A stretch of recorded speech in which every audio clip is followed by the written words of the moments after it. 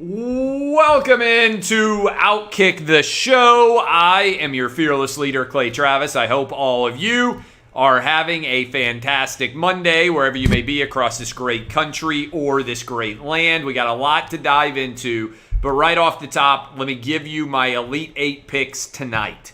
I like the under in Oregon State going up against Houston. I also like Oregon State. Finally, the Beavers getting some respect here. Oregon State plus the 8.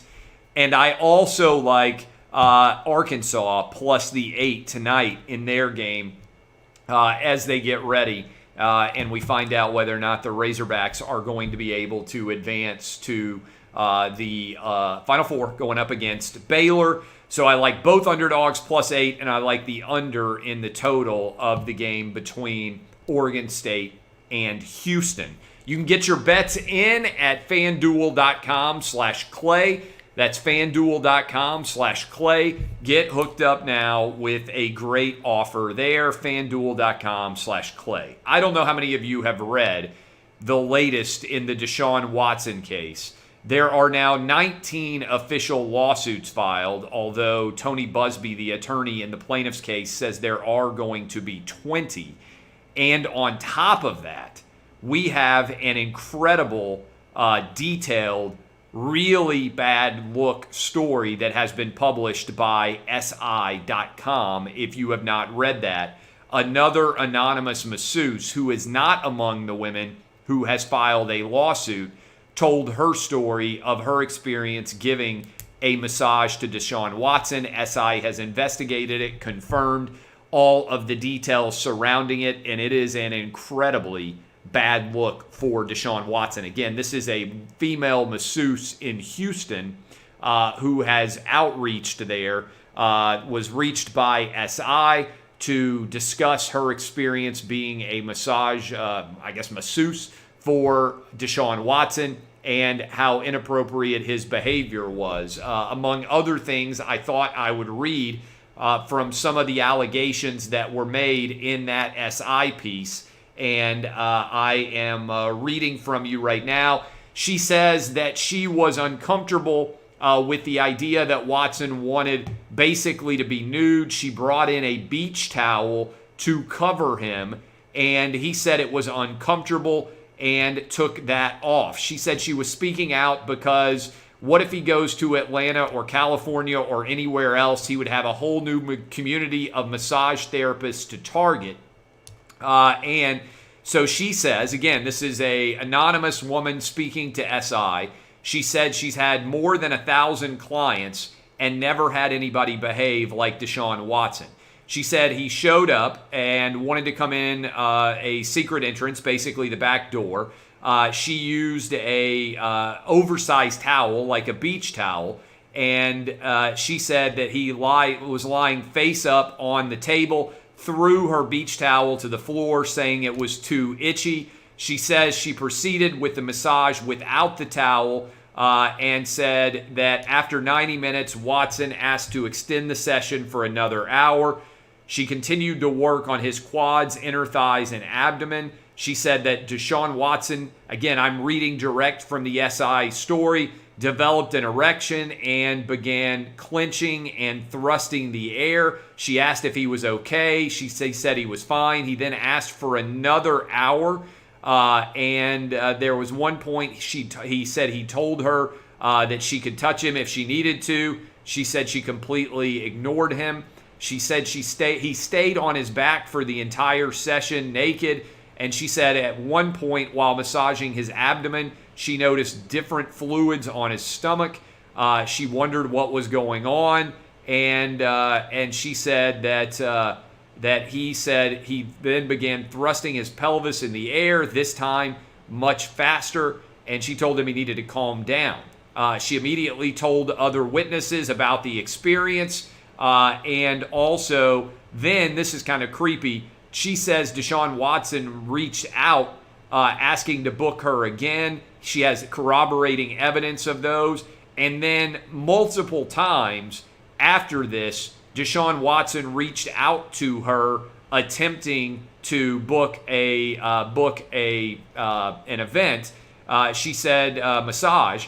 She said that she made it clear to him in one message, I just do massage with the upside down smiley face emoji. Watson replied, gotcha. Sorry, there were no intentions for anything more. He did not book the appointment. He then DM'd her again. She sent the past interaction and explained what was going on. So, again, this is a woman who is not suing right now, isn't seeking any money at all, and essentially has told Sports Illustrated a story that is very similar to the stories that have been revealed by the 19 women who have accused Deshaun Watson of sexual assault so far. This, again, is incredibly alarming, I think, behavior by Deshaun Watson. 19 different sexual assault lawsuits, the latest in SI, and it is wild to think about. I don't know what's going to happen with Deshaun Watson, but as more and more of these cases are being alleged, it's becoming, to me, more and more likely that criminal charges are going to be brought against Deshaun Watson. And you can say, and I think it's fair and certainly appropriate, that you believe in innocent until proven guilty. I think everyone should. But at some point in time, all of these different stories that are eerily similar being told about Deshaun Watson and massage is not a he said, she said story. This is making Deshaun Watson look akin to a Jeffrey Epstein or a Bill Cosby, to be frank. And that obviously is incredibly difficult to see him coming back from anytime in the near future and being able to play. I would also argue that this story continues to be wildly undercovered by most people in sports media. They aren't discussing it, they aren't sharing it, they aren't contemplating all of the serious consequences that could fall out of this, from the NFL personal conduct policy, from the civil lawsuits, and potentially from criminal charges being brought to bear here. The worst case scenario for Deshaun Watson is not that he's not going to play football in 2021, because I think increasingly that's becoming more and more likely. It's that he might go to prison, and that his football career may, in many ways, potentially be in doubt based on his behavior during all of these massage interactions and the allegations that are associated with them. So that is where we are. That is the absolute latest in the Deshaun Watson imbroglio and all of the controversy that is surrounding him, and we will have to wait and see what ends up transpiring there. Now, less significant and less negative news, the Elite Eight. We have arrived at the Elite Eight. It seems like we will, thankfully, be able to get to the Final Four, knock on wood, hopefully without any major issues with COVID going forward. 2 teams will punch their ticket for the Final Four tonight, 2 teams tomorrow. One of the things I like to do is rank the teams, not based on where they were seeded or what they did in the regular season, but based on their performances so far in the 3 games that have been completed to get us to the Elite Eight. And I would say right now, the best and most impressive team that has played through the NCAA tournament so far, Gonzaga. Not a surprise at all. Oregon State, I think, has been the second most impressive, despite the fact that I called them a not very good team in many ways. USC has been the third most impressive. That Mobley dunk to close out Oregon was phenomenal. I think the Trojans, you can make an argument, have been the second best team. That game against Gonzaga tomorrow is going to be a war. Baylor, 4th best. Michigan, 5th best. Houston, the 6th best team. UCLA, the 7th. And Arkansas, I have got as the 8th best team right now. I would also say this about the Zags in particular. They are now 29-0. They have won 28 different games by double digits. Mark Few's team is on track right now to be the first undefeated college basketball team since 1976. I think they're going to pull it off. I believe they will win against USC, then win on in the Final Four and to the championship game. I continue to believe it will be Gonzaga against Baylor in the men's championship game. And I think the Zags are going to end up, before all is said and done, finding their way to the championship. And then the debate will become, where do they rank historically among the greatest teams that have ever played in the history, modern history, I would say, of college basketball. Mark Few has got things really rolling. LA sports are on fire. The two teams, the two cities that have most had success during the course of this pandemic, Tampa Bay, which won the NHL and the Super Bowl and had the Rays in the World Series, and LA with the Dodgers, with the Lakers, and now with both USC and UCLA into the Elite Eight. UCLA pulls off a big upset over Alabama. The Tide drained that three at the buzzer, but ultimately could not find a way to reach their second ever Elite Eight. Mick Cronin on a roll right now. UCLA lost the final 4 games of their regular season and, of course, turns around and wins 4 straight once the NCAA tournament begins, including 2 different games among those 4 in overtime, which is a pretty phenomenal performance down the stretch run here to be putting everything together at exactly the right time. We'll see how UCLA does in their matchup against Michigan. I think the Wolverines will get it done. And I think after all of the upsets that we saw in the early rounds of the tournament, I think what we're likely to see in the Final Four, if I were projecting right now, I think we're going to see a number 1 seed in Gonzaga, a number 1 seed in Michigan, a number 1 seed in Baylor, and a number 2 seed in Houston, which would be one of the most chalk-like brackets that has ever been created in the modern era. But we'll start to get a good sense of that tonight with how Arkansas does as an underdog, as well as Oregon State. Now, so congrats to LA sports fans for LA sports being on fire. Now, if only you could go outside and actually celebrate, and you weren't still being locked down by a madman in what's going on in California right now. Speaking of what's going on in California, let's give some props to the governor of Texas, Greg Abbott, for what is going on in the state of Texas. It has now been, I believe, 17 days since Texas-ish ended their mask mandate. Cases have continued to fall. Hospitalizations have continued to fall. The overall case positivity rate has continued to plummet as well.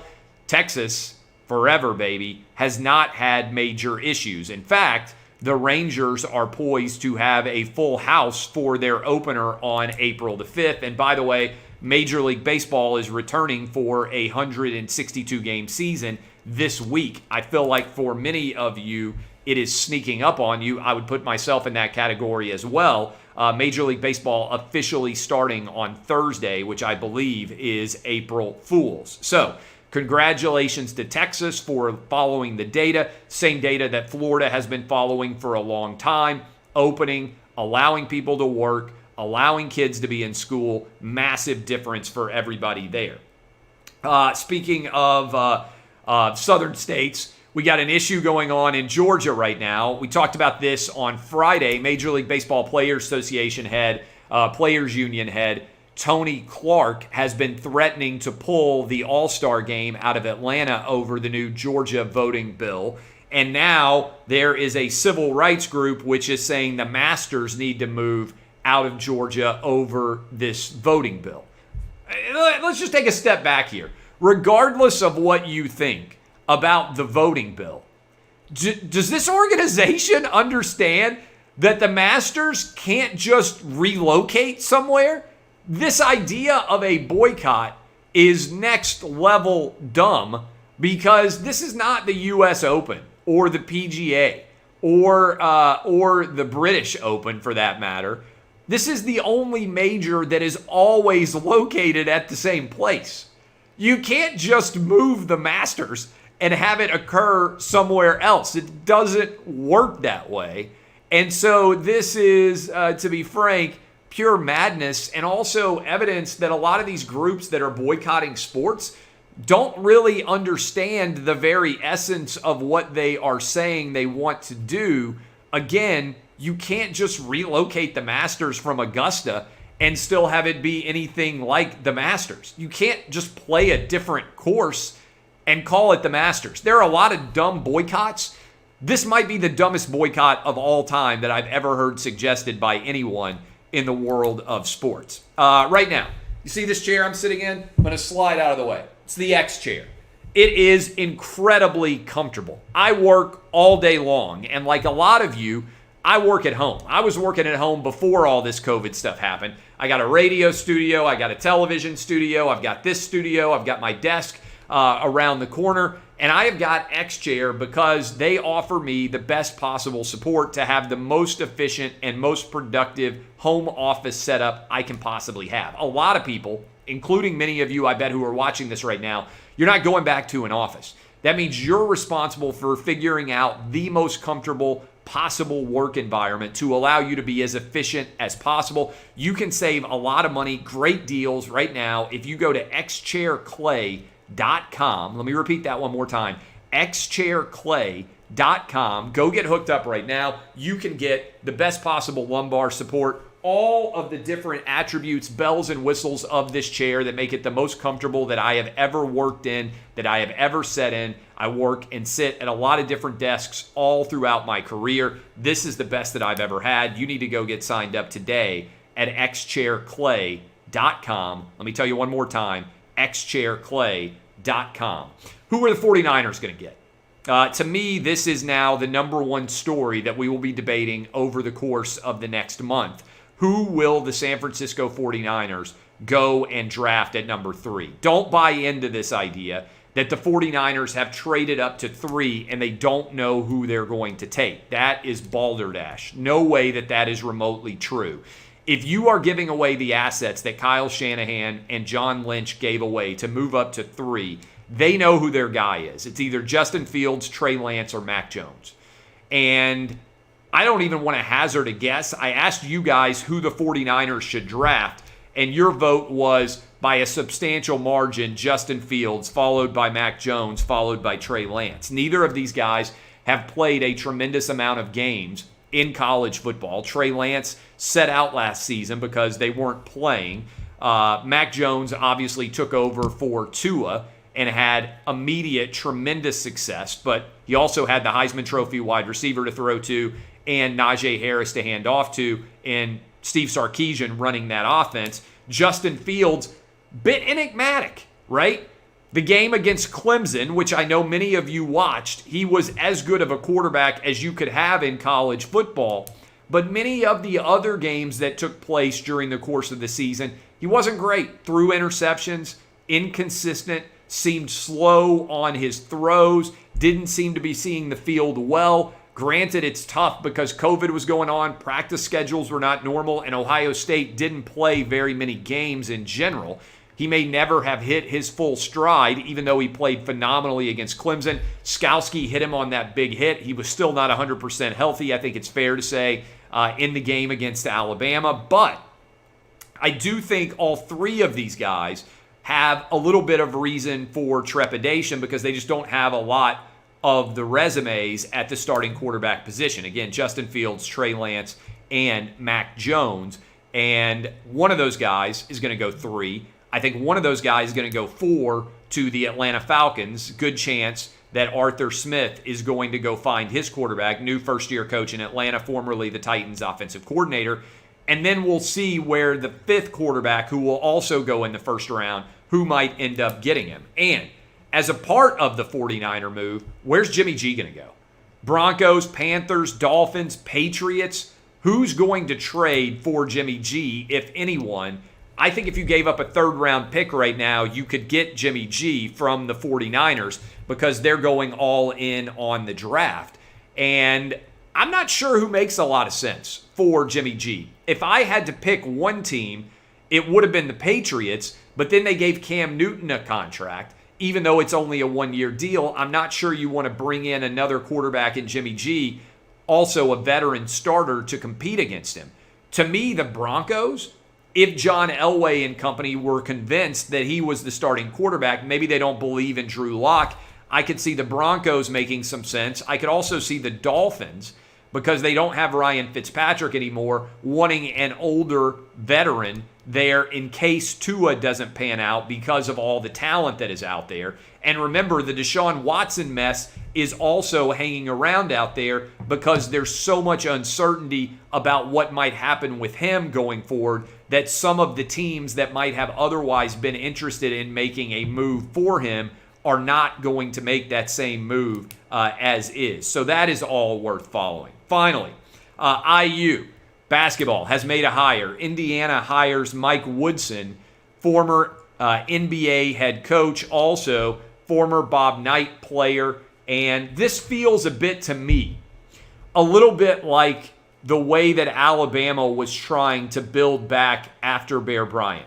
where everybody had to have a connection to Bear Bryant because he loomed as such a legendary factor over the entirety of the program that there was a difficulty in moving beyond Bear Bryant. And for about 20 some odd years, I think that was what was going on at Alabama before they finally ended up with Nick Saban. Everybody was an Alabama guy, and then they got Saban and he took it to another level.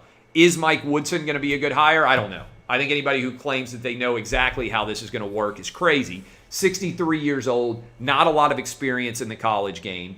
They also have brought in former Ohio State head coach Thad Matta, maybe trying to follow the lead of what happened at Michigan, where Phil Martelli joined with Juwan Howard. And so you had an old school college basketball coach combining with a new, relatively, head coach. And look, Juwan Howard has worked out fabulously well at Michigan. Chance for the Wolverines to advance now to the Final Four. And I think, like many of you out there, I would expect that what happens in sports is it's the ultimate copycat industry. One person has success and everybody else looks for that version of success for themselves. We'll see exactly how it ends up shaking out, but I would make an analogy between Indiana and Bob Knight and compare it to Alabama football and their attempt to replace Bear Bryant with somebody connected to Bear Bryant. It seems right now like everybody needs to be connected to Bobby Knight, who's going to have some success in Indiana. All right. I appreciate all of you. In 1/2 hour, I will be on television, FS1, breaking down the two Elite Eight games tonight. Again, I like the under and the Oregon State game and Oregon State +8, and I like the Razorbacks +8 as well. Appreciate all of you. DBAP, unless you need to SBAP, go get your bets in, fanduel.com/Clay. That's fanduel.com/Clay. This has been OutKick. Thanks for hanging with us. I'll be on television in a half hour, and I'll be on radio tomorrow morning, 6 to 9 a.m., Fox Sports Radio. This is OutKick.